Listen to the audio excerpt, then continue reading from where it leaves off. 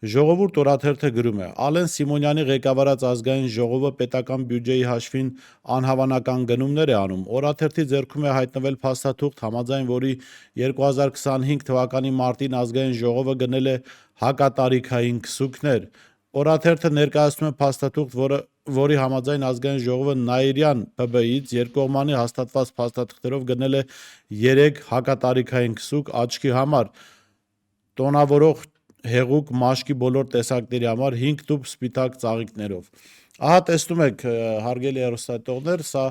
абսուրդային իհարկե գնումների շարքից է պետական կառույցների կողմից, ամենայն հավանականությամբ սա հենց օգտագործում է Ալեն Սիմոնյանի կողմից։ Մյուս կողմից մենք տեսնում ենք այս գնումների շնորհիվ, սրանց բացահայտման շնորհիվ մենք տեսնում ենք, թե իրանք ինչպիսի անհոգ եւ ցոփ ու շվայտ կյանքով են ապրում, այսինքն ամենաչնչին ծախսերն էլ, որ կապված են իրենց հետ, ոչ թե իրենց միլիոնավոր դրամների հասնող աշխատավարձերի հաշվին են անում, այլ կրկին պետության հաշվին։